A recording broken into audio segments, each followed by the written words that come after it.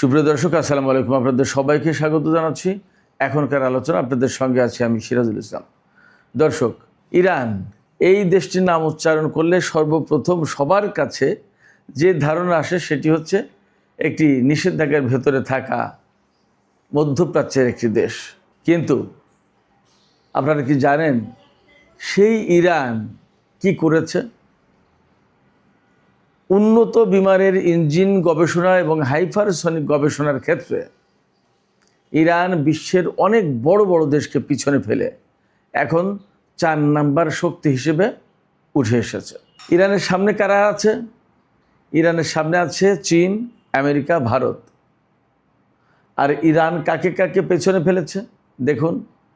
Germany, Japan, এখান থেকে শুরু হবে, জাপান, ইটালি, ব্রিটেন, এ সমস্ত দেশকে। এই খবর কোথায় উঠে এসেছে? এই খবর উঠে এসেছে অস্ট্রেলিয়ান স্ট্র্যাটেজিক ইনস্টিটিউশন পলিসির ক্রিটিক্যাল টেকনোলজি ট্র্যাকার এর প্রতিবেদনে। এই যে প্রতিবেদনে ইরানের নাম উঠে আসলো, ব্যাপারটা কিন্তু একেবারে সাধারণ ব্যাপার না। প্রতিবেদনে বলা হচ্ছে ইরানের উপর থেকে নিষেধাজ্ঞা উঠে গেলে মধ্যপ্রাচ্যের প্রধান বিমান শক্তিতে পরিণত হবে ইরান এবং মধ্যপ্রাচ্যের যে কৌশলগত যে সমীকরণ, এর অনেক কিছু বদলে যাবে। এদিকে আরও সম্ভাবনা কোথায় তৈরি হয়েছে?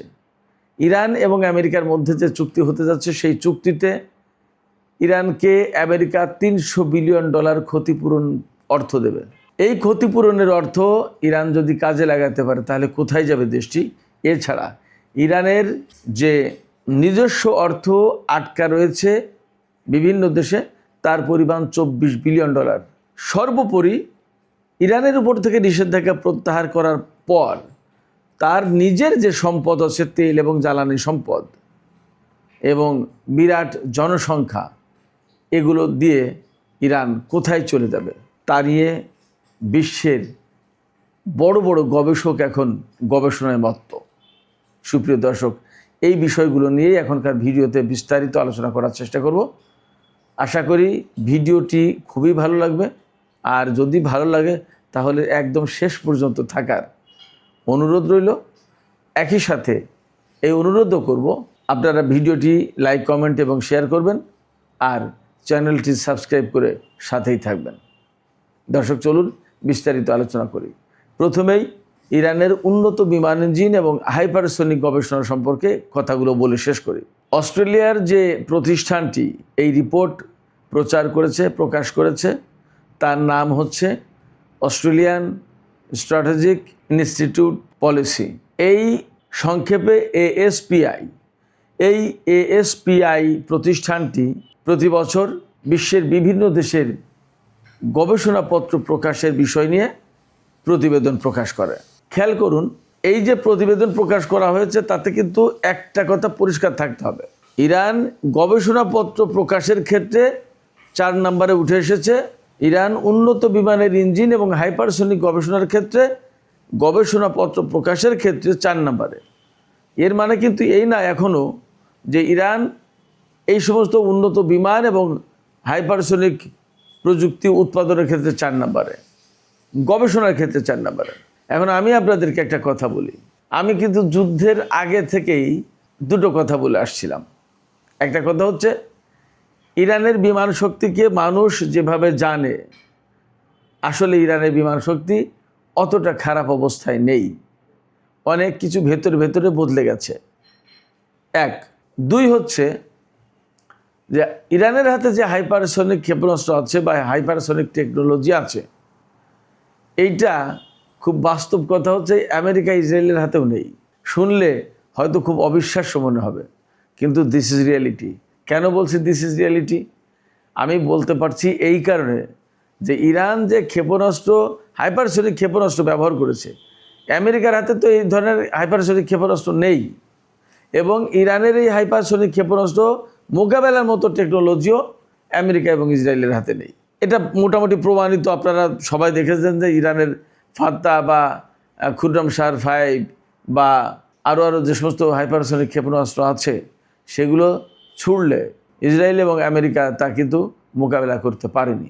একই সাথে আপনাদের নিশ্চয়ই একটু খেয়াল করার কথা বা খেয়াল হতে পারে এখন বলে দিলে, কুয়েতের বিমান ঘাঁটিতে ইরান বিমান দিয়ে, সেই পুরনো মডেলের বিমান দিয়ে হামলা চালিয়েছিল এবং বড় রকমের ক্ষয়ক্ষতির মুখে মার্কিন বাহিনী পড়েছিল, আপনারা সবাই জানেন।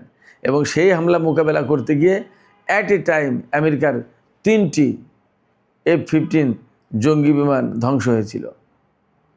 ইরানের বিমান শক্তির কারিশমা এখনও ইরানের বিমান শক্তি কিন্তু অ্যাকচুয়ালি দেখায়নি, কারণ ক্ষেপণাস্ত্র এবং ড্রোন দিয়ে যখন কাজ হয়ে যাচ্ছে তখন বিমান শক্তি নামানোর কী প্রয়োজন? আমি কিন্তু সবসময় এই কথা বলে আসছি, তার প্রমাণ কিছু পাচ্ছেন। এখন এই যে যুদ্ধ পরবর্তী মাত্র যুদ্ধ শেষ হলো, এই অবস্থায় অস্ট্রেলিয়ার এই গবেষণা প্রতিষ্ঠান এই রিপোর্ট প্রকাশ করছে।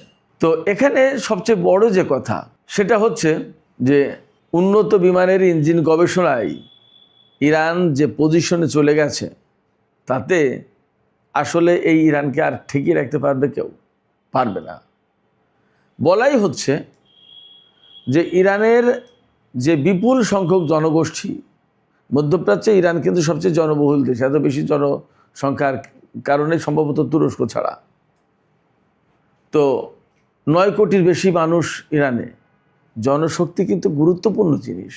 আমাদের বাংলাদেশে ছোট দেশ, আমাদের টেকনোলজি নেই, অনেক কিছু সংকট আছে, এই জন্য মনে হয় জনশক্তি আমাদের জন্য বোঝা। কিন্তু বাস্তবতা হচ্ছে যে আপনি যে কোনো কিছু করতে গেলে তো মানুষ লাগবে, জনশক্তি লাগবে। জনশক্তি না হলে তো কাজ করতে পারবে না। সেই জনশক্তি ইরানের আছে, এটাই খুব ইম্পর্ট্যান্ট। এরপরে আপনার ইরানের হাতে রয়েছে তেল, গ্যাস থেকে শুরু করে বিপুল পরিমাণে প্রাকৃতিক সম্পদ।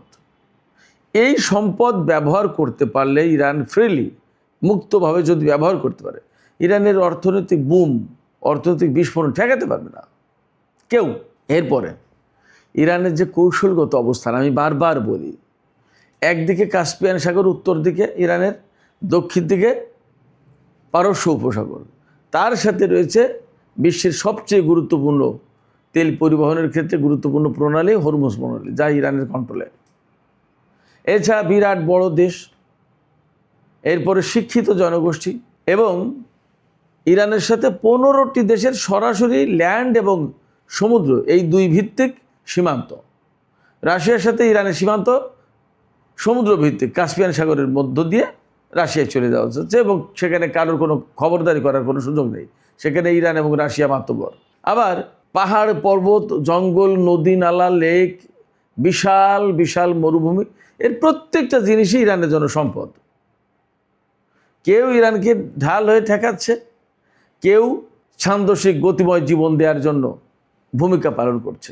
ইরানের জনগোষ্ঠী শিক্ষিত জনগোষ্ঠী, শুধু তাই না, যে দেশের ইঞ্জিনিয়ারের পরিমাণ বেশি সেই দেশ কিন্তু টেকনোলজিতে এগিয়ে যায়। আমি বেশ কয়েকটা ভিডিওতে বলেছি, আমেরিকার জনসংখ্যা 33 কোটি, ইরানের জনসংখ্যা 9 কোটি। আমেরিকায় যে সংখ্যায় ইঞ্জিনিয়ার আছে, প্রায় সেই সংখ্যায় ইঞ্জিনিয়ার ইরানে রয়েছে। আপনারা চিন্তা করুন, ইরান কেন এগিয়ে যাবে না? ইরানকে ঠেকাতে পারবে না তো। ইরানকে ঠেকাতে পারবে না, তার যে বিপুল সম্ভাবনা, এই সম্ভাবনা কাজে লাগিয়ে যাতে সে উন্নত হতে না পারে, বড় প্রযুক্তির দেশ হতে না পারে। আমেরিকা এবং বিশ্বের বিভিন্ন দেশ যে সমস্ত টেকনোলজিতে আধিপত্য বিস্তার করে রেখেছে, বিপুল পরিমাণ অর্থ ইনকাম করে, কাউকে না দিয়ে নিজেরা একচেটিয়া ব্যবসা করে, ইরান যদি উঠে আসে এইগুলো ভেঙে যাবে তাদের, কিন্তু ঠেকাতে পারবে না। যা পরিস্থিতি, মাত্র যুদ্ধ শেষ হলো তখন এই রিপোর্ট, সহজ কথা না। এবং আমি বলি যে এই যে বলা হচ্ছে যে এটা শুধুমাত্র গবেষণাপত্র প্রকাশ করে, ভাই গবেষণাপত্র প্রকাশ করে কিন্তু তার মূল্য নেই তা তো না। ওই গবেষণাপত্রের মাধ্যমেই তো সে তার ইঞ্জিনিয়ারিং গবেষণার কাজটা বাস্তবায়ন করবে। আপনি যদি গবেষণা করতে না পারেন তা আপনি ডেভেলপমেন্টটা ঘটাবেন কীভাবে? ইরান গবেষণা করছে, গবেষণাপত্র আন্তর্জাতিক জার্নালে, আন্তর্জাতিক অঙ্গনে প্রকাশ হচ্ছে, এবং সে কাজে লাগাবে, অলরেডি লাগাচ্ছে। আমি তো বললাম হাইপারসনিক প্রযুক্তিটা তার হাতে, রকেট প্রযুক্তি, মহাকাশ গবেষণা, এগুলো কি এমনি এমনি হচ্ছে? এরপরে ইরানের বিমান শক্তিতে কিছু পাল্টে গেছে, অনেকে বিশ্বাস করে না, এখনও করে না মানুষ, কেউ কেউ বিশ্বাস করে না। সেগুলো কি এমনি এমনি পাল্টেছে? পাল্টে যাবে। এবং আমরা অনেকেই মনে করি যে রাশিয়া এবং চীন ইরানকে কি দিল, তা যদি না দেয় তাহলে তো ইরান পারবে না। ব্যাপারটা আশঙ্কার জায়গা থেকে একরকমের ঠিক আছে, কিন্তু বাস্তবতা হচ্ছে ইরান কারোর উপরে ভরসা করতে চায় না। আপনারা বিশ্বাস করুন, ইরান নিজের গবেষণা, নিজের উদ্ভাবনী শক্তি, নিজের টেকনোলজি এর উপরেই ভরসা করতে চায়, এইটা নিয়েই সামনে আগাতে চায়। এর পাশাপাশি চীন এবং রাশিয়া অবশ্যই তো সহযোগী শক্তি হিসেবে আছে, তাতে কোনো সন্দেহ নেই। ফলে ইরানকে রিয়েলি আটকে রাখা খুব কঠিন হবে। ইরানের সাথে আমেরিকার যে চুক্তি হতে যাচ্ছে, চূড়ান্ত চুক্তি অনুমোদন যেটা হবে 19শে জুন, তাতে ইরানের 24 বিলিয়ন অর্থাৎ $2,400 কোটি আটকে থাকা সম্পদ ছেড়ে দেবে। এবং শুধু তাই না, মধ্যপ্রাচ্যে উত্তেজনা এবং যাতে সংঘাত না হয়, উত্তেজনা কমানো যায়, এর জন্য একটা বিশেষ কাঠামো তৈরি করা হবে। এর পাশাপাশি ইরানকে ক্ষতিপূরণ বা ইরানের পুনর্গঠনের জন্য $300 বিলিয়ন অর্থাৎ $30,000 কোটি দেবে। এর ফান্ড ক্রিয়েট করা হবে। এই টাকাটা যদি ইরানের ডেভেলপমেন্টের জন্য, ইরানের অবকাঠামো নির্মাণের জন্য বা ইরানের সামগ্রিক উন্নতির জন্য যদি কাজে লাগানো যায়, তাহলে ইরান যাবে কোথায় চিন্তা করেন। এই রিপোর্ট দিচ্ছে বার্তা সংস্থা রয়টার্স যে $300 বিলিয়ন একটা ফান্ড ক্রিয়েট করা হবে ইরানের জন্য। এরপরে নিউ ইয়র্ক টাইমস বলছে, আমি পশ্চিমা গণমাধ্যমের খবরগুলোই আপনাদের সামনে তুলে ধরার চেষ্টা করছি, যে ইরানকে হরমুজ প্রণালী কন্ট্রোল করার সুযোগ দেওয়া হবে। আমেরিকার পক্ষ থেকে এই দাবি মেনে নেওয়া হয়েছে, অর্থাৎ এইটা থাকবে ইরানের হাতে। এটা নিউ ইয়র্ক টাইমস বলছে।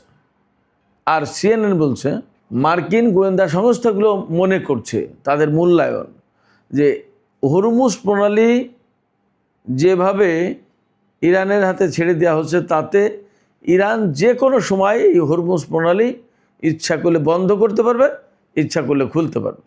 তার মানে হরমুজ প্রণালী একটা গুরুত্বপূর্ণ ফ্যাক্টর। হরমুজ প্রণালী কন্ট্রোল কিন্তু একটা গুরুত্বপূর্ণ ফ্যাক্টর, এবং ইরানের পক্ষ থেকে বারবার বলা হচ্ছে এর ম্যানেজমেন্টের দায়িত্ব যেহেতু তাদের হাতে থাকবে, পশ্চিমা গণমাধ্যমগুলোই বলছে, ইরান বলছে সেখানে কিন্তু এই হরমুজ প্রণালী এলাকার পরিবেশ সংরক্ষণ, আদার বিভিন্ন খাতে সরাসরি টোল হিসেবেও যদি না নেওয়া হয়, তাহলে বিভিন্ন খাতের জন্য একটা টাকা নেওয়া হবে প্রত্যেকটি জাহাজের কাছ থেকে। তা আপনি যদি বলেন টোল, তো টোল, যদি বলেন আদার সিস্টেম মেনটেন্যান্সের জন্য ফি, তো তাই। যেভাবেই হোক আপনি টাকা দিতে তাদেরকে বাধ্য, প্রত্যেকটা জাহাজ তাদেরকে টাকা দেবে।